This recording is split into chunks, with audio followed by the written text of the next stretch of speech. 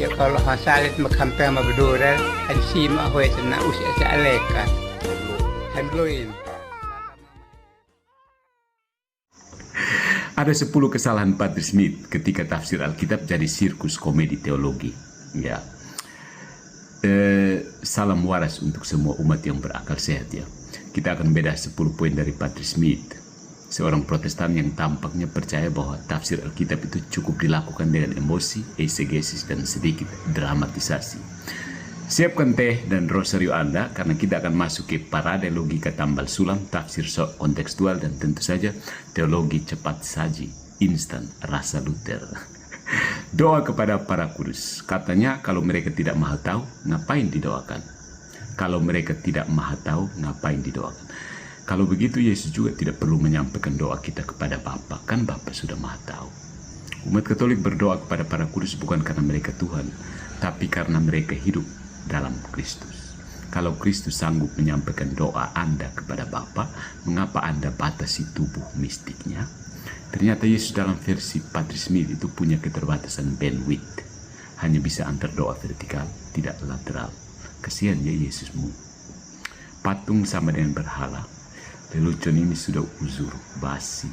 Kalau semua patung sama dengan berhala, berarti foto ibumu, foto siapa saja yang kamu pajang di foto di posting-postingan Anda itu penyembahan berhala juga ya.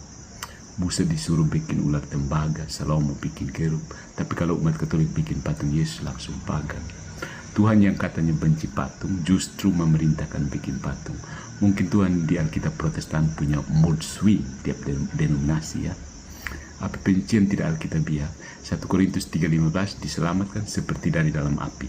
Patrick Smith bilang itu bukan purgatorium. Oke, kalau begitu kita sebut saja ruang transit penyucian postmortem non-Katolik. Ya kan? Dan soal 2 Makabe dihapus Luther karena terlalu Katolik.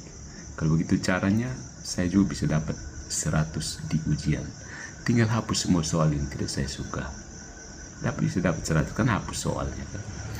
Itu soal skriptura kan? Itu lebih tepat soal gunting kertas. Pengakuan dosa kepada imam, Yohanes 20 ayat 23 itu terlalu Katolik katanya. Ya maaf, Injil Yohanes memang tidak dikarang oleh John Calvin. Dia memang namanya Yohanes tapi tidak sama sekali seperti Yohanes, tidak Calvinnya itu. Yesus memberi kuasa untuk mengampuni dosa kepada para rasul, tapi Patrick Smith bilang itu konteksnya umum. Jadi semua murid termasuk Maria bisa jadi imam. Jadi sekarang Maria Magdalena juga punya kuasa absolusi. Kita tunggu saja Protestan versi feminis liberal menyusun doktrin pengakuan dosa kepada Tante Maria. Transubstansiasi sama dengan pengulangan kurban. Dia mengibaratkan misa seperti menonton video perkawinan lalu menarik pengantin keluar dari layar untuk kawin ulang di halaman rumah. Kreatif ya, tapi salah total. Misa bukan pengulangan, tapi partisipasi tanpa darah dalam kurban satu dan kekal. Yesus dikurbankan 1 kali di Golgota, tapi buah kurbannya dihadirkan secara sakramental dalam Ekaristi. Sayang sekali ya, ini tidak ada di Protestan, karena Protestan itu otaknya dangkal. Ya. Bukan karena Katolik tambah-tambah, tapi karena Protestan masih bodoh. Ya. Katolik itu di atas puncak bukit, kamu masih di bawah. Lihat di atas, kamu bilang, hai kamu kenapa kamu tambah itu gunung? Kalau kamu bingung soal transubstansiasi, belajar metafisika dulu, itu penting. Ya. Jangan-jangan kamu pikir substansi itu nama parfum. Semua orang Kristen adalah imam, betul. Semua orang Kristen adalah imam secara umum, bukan sakramental. Jadi siapa yang mau memimpin Ekaristi? Petugas ronda, tukang parkir. Kitab suci mencatat Paulus menetapkan presbiteros dan episkopos, itu struktur. Tapi Patrick Smith lebih suka gereja model startup. Semua orang jadi CEO, tidak ada karyawan. Dan ingat, semua domba bukan berarti semua jadi gembala, bukan? Kemudian rosario sama dengan pengulangan sia-sia. Katanya doa berulang itu seperti mantra kosong. Tapi Mazmur 136, ulangi. Sebab kasih setianya kekal selama-lamanya. 26 kali. Ya. Jadi Tuhan juga mantra ya. Rosario bukan pengulangan kosong, tapi meditasi atas misteri Kristus. Yang takut rosario biasanya bukan karena kebosanan, tapi karena hening. Ini penting untuk orang Katolik.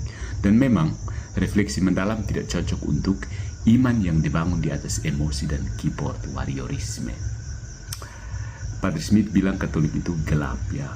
Tapi dari 10 bantahannya yang kita lihat hanyalah tafsir ngawur, logika lompatan jauh melebihi sains roket, dan eisegesis yang cukup kuat untuk dijadikan bahan stand up komedi. Kalau ini yang disebut pewartaan Injil, maka Luther pun mungkin akan malu. Martin Luther malu juga. Ya. Gereja Katolik bukan sempurna karena umatnya, tapi karena Kristus yang menjaganya selama 2000 tahun, meski terus diserang oleh mikrofon Protestan bervoltase tinggi dan riset rendah. Kalau iman Anda hanya berdasarkan perasaan pribadi dan kebencian subjektif terhadap Roma, ya jangan heran kalau gerejamu selalu reformasi ulang tiap Sabtu malam. Shalom ya, jangan lupa berpikir itu tidak membatalkan iman, tapi menolak berpikir bisa membatalkan keselamatan. Camkan sekali lagi, berpikir tidak membatalkan iman, tapi menolak berpikir bisa membatalkan keselamatan. Protestan ini saya ajak berpikir terus, tapi masih ada yang tetap jalan di tempatnya.